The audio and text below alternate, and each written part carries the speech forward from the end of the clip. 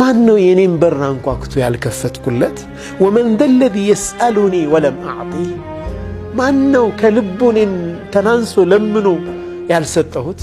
እስኪ ቢላሂ ዓለይኩም በሕይወታችሁ መሐመድ ሁሴን እንደው በቃ ተመልካቾችን በያሉበት በሕይወታችሁ በጣም ፈልጋችሁት ያላገኛችሁት ነገር አለ? መለስ ብለህ አሁን አስበው።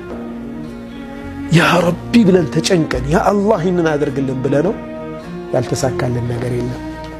ምናልባት ያልተሳኩ ነገሮች ካሉ የሆነ ጊዜ አልሐምዱሊላህ እንኳን አልተሳካ ብለንባቸዋል።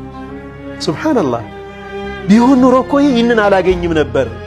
የሆነ ነገር ከልክሎሃል፣ ለሆነ ነገር አመቻችቶሃልና ብዙ ነገሮች ደግሞ ሳንጠይቀው የሰጠን ናቸው።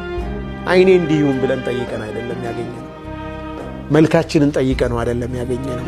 ቁመናችንን እና አላህ ሱብሓነሁ ወተዓላ አይደለም ጠይቀነው ሳንጠይቀው እንኳን አሟልቶ ኒዕማውን የሰጠ ጌታ ነው። አበኺሉን አና ፈየብኸሉ ዐለየ ዐብዲ፣ እኔ ስስታም ሆኜ ነው ንፉግ ነኝ ወይ ባሪያዬ በእኔ ላይ ንፉግ የሚሆነው ይላል አላህ ሱብሓነሁ ወተዓላ። ከሁሉም ነገር በላይ ጣፋጭ ስጦታ ለእኔ ልቤ ላይ አንተን ተስፋ ማድረግ ረጃ ነው። ወንጀሌን ትምርልኛለህ፣ ኸይር ስራዬን ትቀበለኛለህ፣ ጀነትን ትሰጠኛለህ፣ ያንተን ውዴታ አገኛለሁ የሚለው ነገር እሱ ነው ልቤ ውስጥ ያለው በጣም ምርጡ ስሜት እሱ ነው። አህለል ዐጣያ ስጦታው ሁሉ ጣፋጩ ስጦታ ልቤ ላይ እሱ ነው አሉ። በባልና ሚስት መካከል ያለን ሚስጥር ማጋለጥ ለሌላ ሰው ማውራት ከባድ ወንጀል ነው። አማናን መጣስ ነው።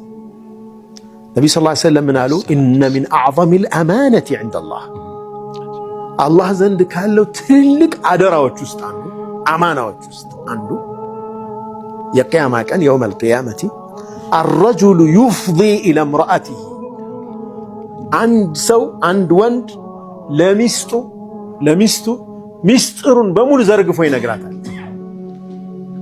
ወይም ሙሉ ማንነቱን በቃ ለሷ ይሰጣል። ወቱፍዲ ኢለይህ፣ እሷም ለሱ ትሰጣለች። ثم ينشر سرها፣ ከዛ የእሷን ሚስጥር አውጥቶ የሚያወራ ከሆነ የሚያሰራጭ ከሆነ ትልቅ የአማና ጉዳት ነው። አላህ ዘንድ የሚያስጠይቅ ጉዳይ። ስለ እሷ እናቷ የማታውቀውን ነገር ሊያውቅ ይችላል እኮ ባል። እሱ አባቱ እናቱ የማያውቀውን ነገር ልታውቅ ትችላለች።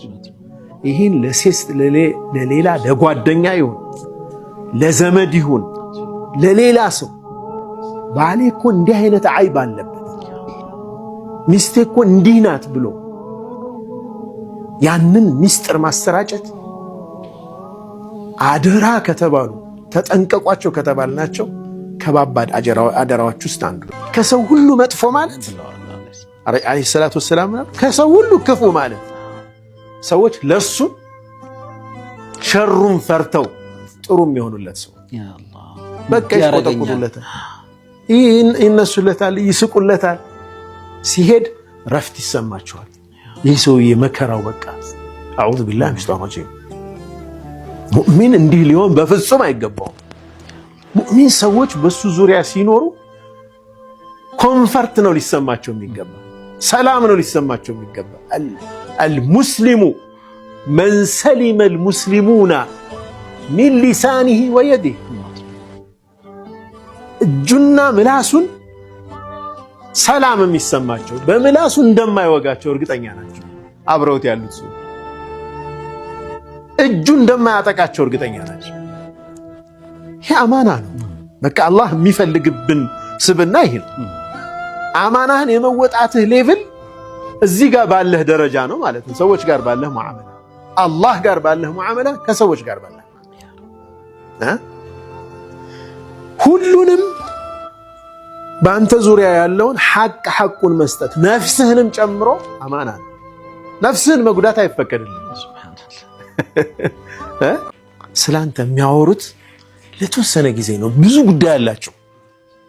አንዱ ምን ሸወደው ነው እኛን ያወደሱ ሁሉ የሚያወድሱን ይመስለናል። አይደለም። ሌላ ብዙ ሐጃ አለው ሰው። እንደገና ሌላ ሆቴሹ ይመጣል ደግሞ ወደዛ ይጠለፋል። አንተ ትረሳለህ። ምንም ውዳሴው አይቆይም። አንደኛ። ሁለተኛ ሐያታቸውን ሙሉ ቢያወድሱ ምንድነው የምትጠቀመው? ስራህን አጣኸዋል። ዑጅብ ከገባ ማለት ነው። ግን ነፍስ ሁሌም ልክ ሰውነታችን ምግብ እንደሚፈልገው ነፍስያችን ደግሞ እችን ውዳሴ መቀለብ ትፈልጋለች።